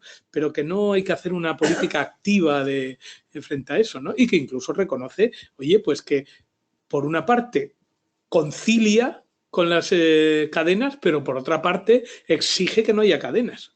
Es decir, dice, no, vamos a romper las cadenas y que no la flor encima de la cadena para que con la flor aguante la cadena, sino romper la cadena para quedarme con la flor, sin la cadena. Es decir, que el elemento revolucionario en esa frase está reconocido, ¿no? Que es por donde se meten los de teólogos de la liberación y tal, ¿no? Y claro, ahí yo creo que ese es un punto fundamental. Y luego, desde un punto de vista antropológico, eso es importante. Además, yo como ateo militante le puedo decir que no me duelen prendas. Un punto que yo reconozco siempre al cristianismo y con el cual puede uno dialogar es que de forma engañosa, de forma tramposa, de forma como quieran, pero de forma hipócrita, pero tienen una idea de dignidad humana que los neoliberales ateos han abandonado, con lo cual es más fácil ponerse de acuerdo en algunas cositas como esa de que pues de que el obrero tiene que tener un salario digno, de que no hay que dejar que la gente se muera de hambre, que digamos, los enfermos tienen que ser protegidos, en fin, o sea, esa especie de dignidad humana, ya digo, de forma tramposa, hipócrita, mentirosa, ideológica, pero los liberales la han quitado. Entonces, yo creo que desde un punto de vista izquierdista se puede compartir una cierta antropología que dé dignidad al hombre por motivos distintos, pues para ellos es por Dios, claro, y por la nuestra por el hombre, pero al menos estamos de acuerdo en que el hombre es un ser digno. Entonces, claro, los neoliberales eso lo han obviado. Dicen el mercado y que Dios reparta suerte. El que le toque, el que se muere y ya está. ¿Y qué le vamos a hacer? Es decir, no podemos hacer otra cosa, el cinismo de los Hayek y tal, ¿no? Entonces, claro, yo creo que en ese sentido hay un punto, y yo eso lo reconozco, aparte de los elementos estéticos, por supuesto, que eso es un filón, pues incluso desde un punto de vista ético y desde un punto de vista antropológico, yo creo que la antropología de raíz cristiana en los demócratas cristianos, en ese sentido, pues es más, puedes dialogar más con ellos que con los neoliberales, que tienen una antropología plana de un hombre maximizador, un hombre, el hombre como un lobo para el hombre, de la guerra de todos contra todos, y que es brutal. O sea que en ese sentido, vamos, que yo reconozco muchísimos, grandísimos valores, ¿no? Y luego aparte, como decía Deleuze, dentro de la religión, Deleuze decía que la potencia de cada religión se mide en su capacidad en generar el ateísmo, pues en ese sentido el cristianismo y especialmente el catolicismo es espectacular, o sea, en ese sentido la más rica. Pues si tiene que ser algo, sea usted cristiano y no sea budista o, bueno, musulmán o esas barbaridades, ¿no? Entonces, claro, quiero decir que ahí queda bien, o sea, precisamente porque es más fácil ser ateo desde ahí. Entonces puede usted abandonar eso con más facilidad, ¿no? Por eso es más potente el cristianismo que las demás religiones, ¿no? Entonces, yo creo que por eso es muy importante, ¿no? Y a mí lo que me molesta es la banalización, el desprecio, ese absurdo del cristianismo. Yo por eso defiendo muchísimo la religión, los aspectos estéticos, éticos del cristianismo, sobre todo frente a la monstruosidad de un capitalismo descarnado, sin valores, absolutamente salvaje, ¿no? O sea, en ese sentido, y yo creo que Marx era sensible a eso también. Es decir, era sensible a esa capacidad, por un lado, de resistencia, de poder aguantar. De hecho, en Auschwitz y tal, los que resistían eran los más religiosos y los más comunistas, claro, dirían, claro, el comunismo era la religión. Pero bueno, en ese sentido pragmático sí. O sea, los que creían en algo resistían mejor que los que no creían en nada. Y esos fueron los que aguantaron. O sea, desde el punto de vista pragmático, creer también ayuda. Es un mecanismo de supervivencia bastante bueno. Por eso también es difícil que desaparezca, ¿no? Yo creo que es importante esto. Y luego, en lo que he dicho al principio, también la cuestión de la tradición y la herencia, ¿no? Ahí Bloch habla mucho de la herencia, ¿no? La recuperación de la herencia.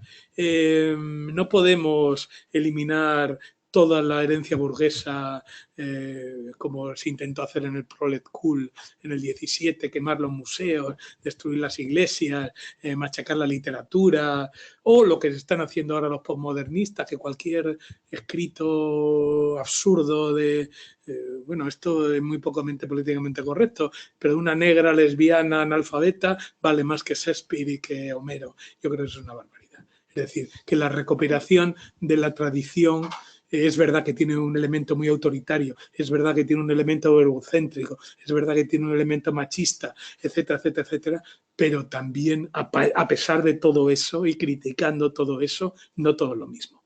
Entonces ahí hay que hacer una recuperación selectiva de la tradición en la cual, reconociendo que este señor ha sido negrero, como Locke, que tenía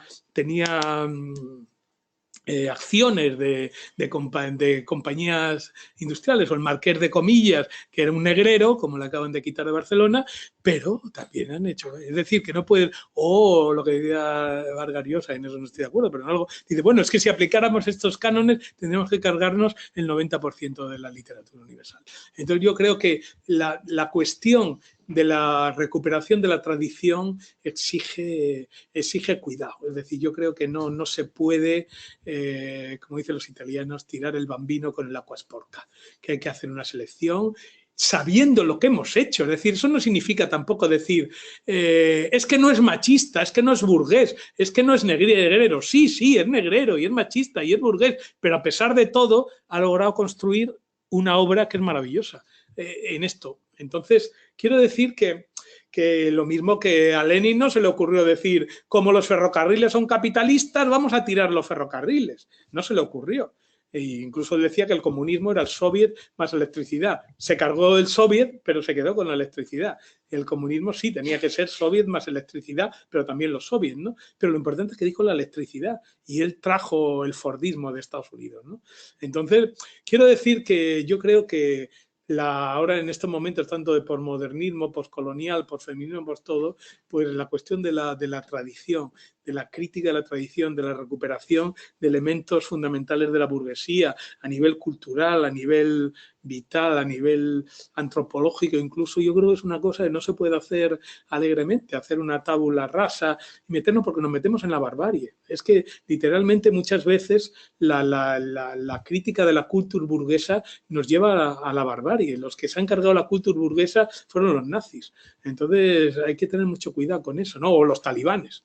Entonces yo creo que y Hegel lo ve, y la tradición marxista y comunista la hace con cuidado, de ver qué es lo que hay que recuperar y qué es lo que hay que cargarse, ¿no? Y no hay una crítica totalitaria por ser a la totalidad, yo creo que es una barbaridad. Y aparte que perderíamos valores muy importantes, que a pesar de ser burgueses son valores muy importantes, o a pesar de ser machistas, o a pesar de ser blancos, ¿no? o europeos, ¿no? Yo creo que es un punto que hay que tener mucho cuidado ahora en las críticas al eurocentrismo y a todo esto, ver un poco el asunto y, bueno, recuperar los clásicos que en este sentido son finos, ¿no? O sea, Marx en ese sentido era muy fino, ¿no? Freud también es muy fino, Nietzsche. Es decir, hay que tener cuidado bien cómo se hacen esas cosas, ¿no? Y claro, lo de Hegel, Marx, pues es muy bueno para ver esto, ¿no? Cómo Marx se enfrenta con el definidor más grande que ha habido de la burguesía y cómo hace un análisis, incluso lo defiende. Él dice, consideraban a Marx, a Hegel un perro muerto, ¿no? Y yo lo he recuperado y lo he necesitado para construir el Capital, ¿no? Entonces yo creo que es importante esto y que, bueno, que este tema pues tiene muchos recovecos de aplicación práctica también. Bueno, yo felicidades por la conferencia. Me parece una cosa muy compleja hablar de la subjetualidad en Hegel, después de la subjetualidad en Marx. Voy a intentar formular de entre todas las resonancias y preguntas que me suscitaba escuchar al profesor Francisco José Martínez, solamente una. Yo veía un desnivel en la conferencia y me preguntaba si hubiera una tercera parte, entonces quizá este pequeño decalage quizás se explicará. Y es el siguiente, ¿verdad? Claro, por un lado, la teología política de Hegel no es la religión. Para empezar, es muy interesante notar que, en efecto, el sujeto, lo que llama Hegel espíritu, es siempre el sujeto comunitario, ya sea en lo epistémico, ya sea en lo histórico, ya sea en esto que después se ha banalizado tanto como espíritu absoluto, que en realidad, en efecto, es arte, religión y filosofía, es decir, lo reflexivo que sí se sabe a sí mismo, reflexivo y que pertenece a la autoconciencia, siempre es un sujeto comunitario, histórico, cultural, porque va absorbiendo. Bien, entonces no es lo mismo la religión que la teología política. En la extraordinaria explicación por lo sugerente y por lo atenido a la intensidad concreta de la explicación del profesor Francisco José Martínez, claro, al final es el Dios creador del Antiguo Testamento y del Génesis el que, una vez que conoce la naturaleza histórico-cultural, se conoce a sí mismo. Y él decía Spinoza, panteísmo y, por lo tanto, una autoconciencia, digamos, teológica que quizá supera, porque realiza la dimensión bíblica del Antiguo Testamento, no tanto la del Nuevo Testamento, ¿verdad?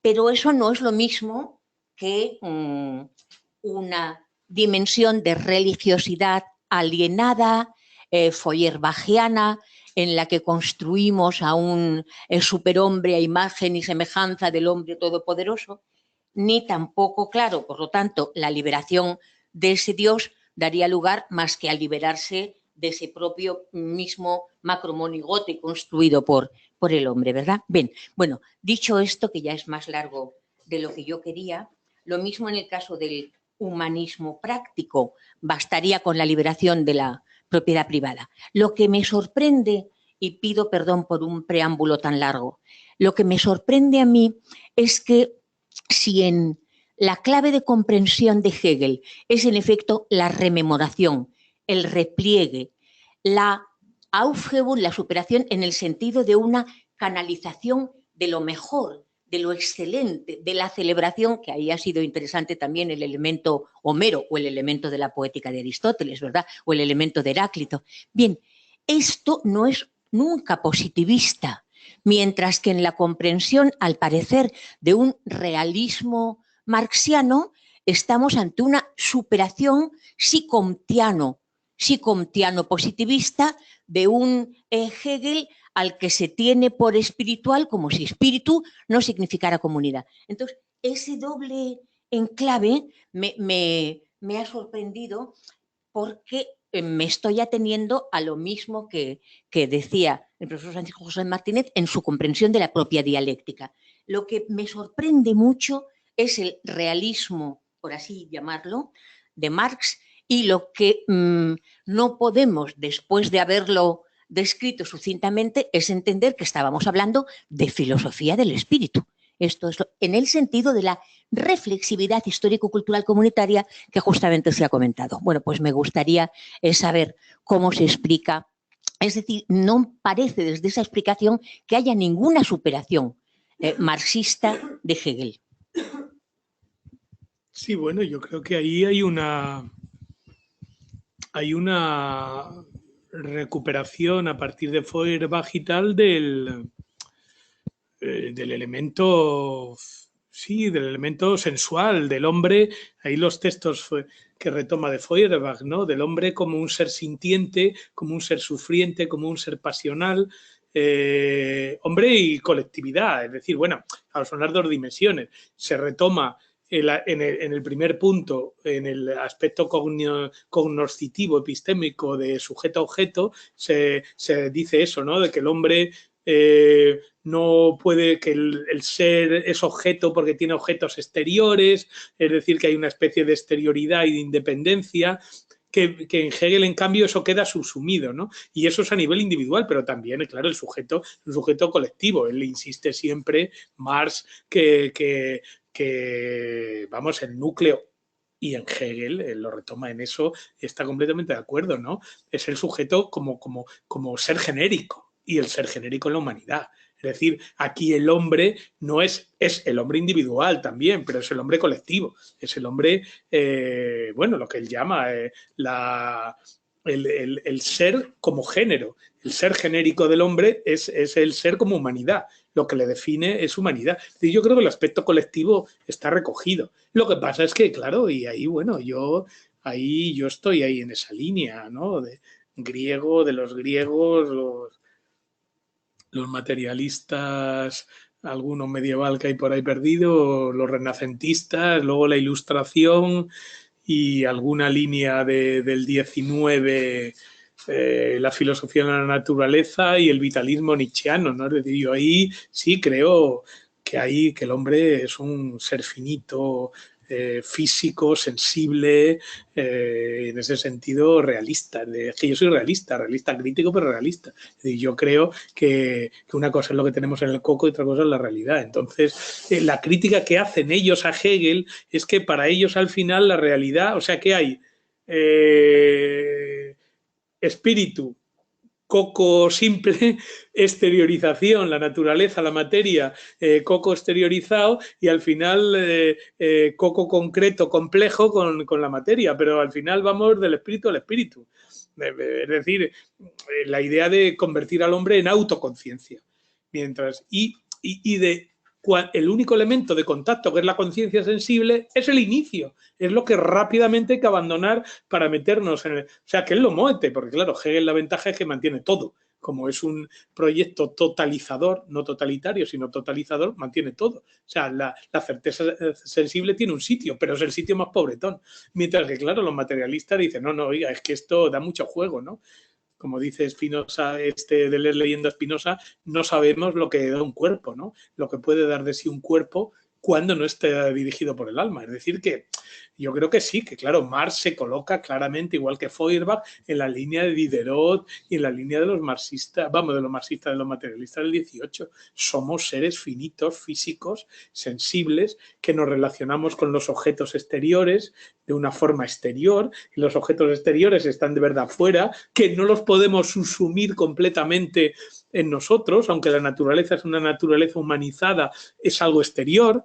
No puede ser completamente dialectizada, hay algo que resiste, igual que nuestra mente, que al fin y al cabo, claro, dices que el hombre es el trozo o el nivel consciente de la naturaleza. O sea, no hay una oposición naturaleza-cultura, es que la cultura es la naturaleza reflexiva. Entonces, claro, que ahí ese es el elemento, ¿no? No es una cosa, digamos, puramente exterior, que la materia no tenga nada, ¿no? Si la materia es construida por el hombre, pero construida sobre un sustrato que no manipulamos. Entonces yo creo que sí, ese realismo lo mantienen, pero vamos, yo también, yo creo que es que, claro, que es que no se puede, que pensar lo contrario es una auténtica locura, ¿no? Es decir, y eso es lo que ellos critican justamente, ¿no? Ese aspecto de la eliminación de la parte exterior de la naturaleza como un mero extrañamiento del espíritu. O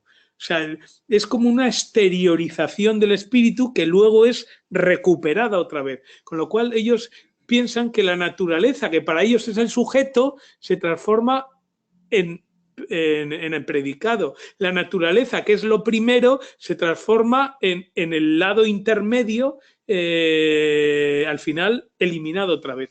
Esa es la crítica que hacen, por otro lado, en un sentido como de sentido común también, o sea que sin negar la importancia fundamental del elemento cognitivo, la parte kantiana, de que el mundo lo construimos nosotros, pero lo construimos, pero en parte, o sea, porque aparte nosotros somos parte del mundo, con lo cual, digamos, nosotros reconstruimos el mundo significa que una parte del mundo reconstruye, refigura, rehace otra parte del mundo, porque si no, claro, si no, ¿dónde vas? Es decir, ¿dónde estás? Él no tiene problema, porque él tiene el Dios antes de la creación y el Dios después de la creación. Y es espíritu. Pero si nosotros no estamos ahí, pues claro, la cosa ya empieza a chirriar, ¿no? Solo una palabra, un segundo, para no cerrar, sino abrir a la comunidad, ¿no? Si admitimos que en Hegel lo que hay es filosofía de la historia y teología política, también hay que admitir, igual que decía el profesor José Martínez, que distinguía el lugar más desarrollado económicamente, Inglaterra, el lugar más desarrollado políticamente, Francia, el lugar más desarrollado filosóficamente, Alemania. Pues lo mismo habría que distinguir en Hegel una filosofía de la historia del poder, una filosofía de la historia sobrenatural y una filosofía de la historia de la filosofía. Y aquí es diferente, porque, por ejemplo, en cuanto a la historia de la filosofía, termina en Aristóteles, termina en el noesis noesios, que es el final de la enciclopedia, ¿no?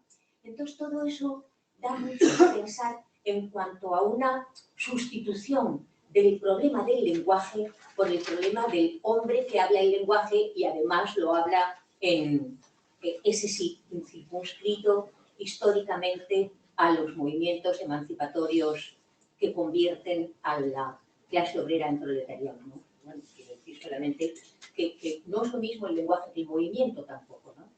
No, claro. Ahora Valentín, luego Isabel y después David. Y yo creo que con eso tenemos que... Bueno, a mí me ha gustado mucho, Curro, que haya situado primero a Hegel en un punto de llegada y de partida, porque esto nos obliga quizá a abordar estas cuestiones desde puntos de vista que no pueden ser globalizadores o científicos, como tú decías en el sentido alemán, sino parciales, ¿no?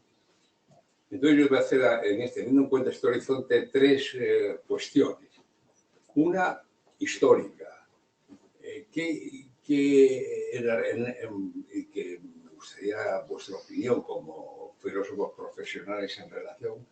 ¿Qué hubiera pasado si en España Fernández de los Ríos, en vez de traer a Krauss, trae a España a Hegel?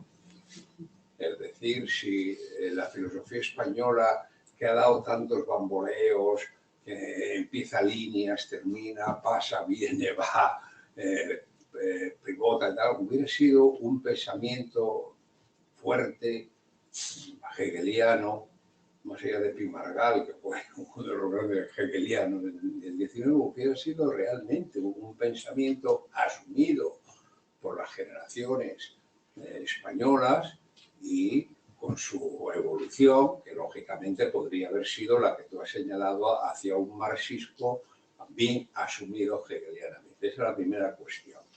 La segunda cuestión es en relación a lo que tú has dicho, que yo coincido en muchos aspectos, que vivimos en una sociedad con unos tintes más allá del fracaso de las sociedades del este, vivimos en una sociedad con grandes componentes comunistas.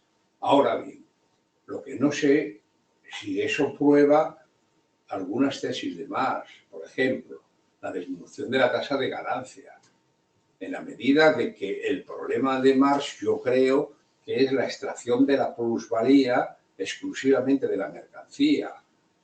Hoy socialmente yo creo que las inyecciones de plusvalía vienen de un capitales financieros o de capitales de otra índole, ahora diré algunos, que rompen un poco ese esquema de funcionamiento sobre el cual pivota inicialmente el capital se inicia, si no recuerdo mal, el capital primero con la mercancía. Vivimos en un mundo de esas célebres de la mercancía.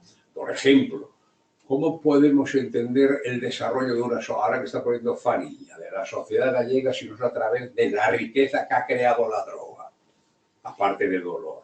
Ha creado unas inyecciones de capital que no se basan en Zara, se basan realmente en la explotación de Zara, se van realmente en la introducción de capitales que rompen un poco la dinámica concreta e interpretativa. Y en tercer lugar, sobre la religión, hombre, yo creo que Feuerbach, efectivamente, tú lo has señalado, es el gran teórico de lo que es la religión, porque introduce una categoría que se ha probado súper fecunda, que es la proyección. Aquí se habló, quizá la introduzca acá, puede ser, ¿no? Pero la proyección es una categoría que se ha trabajado en cientos de formas, y digo cientos y no exagero, de identificación proyectiva, contraidentificación, en fin, hay cantidad de teorizaciones en el campo psicoanalítico. Ahora, ese destino de la religión, yo creo que lo dejó sentado Freud. La religión tiene en el porvenir de una ilusión. La religión tiene más allá de los análisis teóricos, que están perfectamente descritos por ti, tiene una pervivencia porque libera al hombre de una categoría que es el sufrimiento. El ser humano solo tiene dos vías para liberarse de un mundo de lucha, de dolor y tal, que es el nirvana, el letargo, que es lo que hacen muchos viejos al acabar su vida, están aletargados, o estamos aletargados ya, o el porvenir de una ilusión, que parte tuya está puesta en otro lado. Por eso yo sí creo que estas tres cuestiones es la que yo quería plantearte, no tanto a que me la respondas, sino como, en fin, contribuir a una reflexión. Sí, el primer tema es importante porque justamente Ana y Lucas y yo tratamos ese tema en filosofía española, ¿no? Pero hay que tener en cuenta un problema, que es que en el momento en que el San del Río va a Alemania, los hegelianos eran de izquierdas. Y entonces, claro, obviamente no iba a traer eso.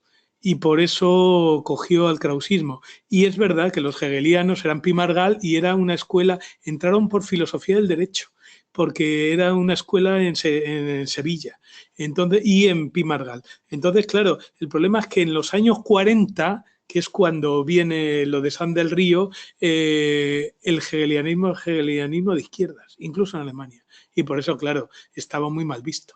Y eso justamente analizamos ese tema, ¿no? Claro, en España hubiera sido fundamental porque, bueno, es que nosotros como somos semiperiféricos en todo, pues claro, tenemos débil todo. Y el marxismo débil fundamentalmente también por la falta de haber introducido a Hegel, ¿no? Claro, bueno, y por la debilidad del movimiento obrero o por sus desviaciones anarquistas, pero bueno, ese es otro punto. Lo otro perfectamente, y justamente todos los negrianos y posnegrianos, Lazarato y toda esa banda, están justamente eso, desarrollando que la plusvalía ya no se extrae puramente del trabajo humano, sino de la ciencia y la tecnología, o sea, lo que llaman ahora lo de los inmateriales. La economía es inmaterial, la economía cognitiva, todo esto dice que es el fundamento de la extracción de plusvalía, ya es la ciencia aplicada, es decir, el intelecto general, la sabiduría, el saber, que es colectiva, claro. Y por eso, claro, lo que se pide es que la creación de riqueza, que es colectiva, porque se basa en la ciencia, que es colectiva, se repartan los resultados también de forma colectiva. Y por eso el capital ya ha perdido la justificación que tenía anterior de organización de la producción, porque ahora la producción se autoorganiza por la ciencia, los científicos. Entonces ya no hace falta un capitalismo que dirija y desde fuera. Entonces yo creo que sí, y lo que pasa es que yo creo que esos son desarrollos del marxismo que rompen con puntos esenciales, pero es otra forma, modifican la ley del valor. Pero yo creo que ahí viene la idea de que ya no es el trabajo humano directo, sino el trabajo humano a través de la ciencia, ¿no? Ese es un punto fundamental. Y lo de la religión, claro, es fundamental. Por eso digo que es digamos, el sentirse. Además, la religión, como su nombre indica, el religare, ¿no? Tiene un elemento fundamental de colectividad. Decir, yo no soy un pobre desgraciado que estoy aquí, sino que formo parte del cuerpo místico. O sea, un cuerpo místico donde está Cristo, y por eso yo soy más católico que protestante. Está Cristo, pero está la Virgen, y están los santos, y está la Iglesia, y estamos todos juntos. Es decir, no es esa tensión. Y yo le explicaba a los niños cuando aplicaban el bachillerato, ¿no? Lo cual les entraba por aquí porque la idea de pecado, pues fijaros dónde la tienen. Le decía, daros cuenta lo que el pobrecillo, este Lutero allí en su celda, pasando más frío y con un pecado horrible y viendo a Dios que le mira y diciendo, ¿y qué hago, Señor? Claro, entonces esa cosa... El católico nunca está así. El católico nunca es como el comunista, nunca está solo. El comunista y el católico en eso coinciden, nunca está solo.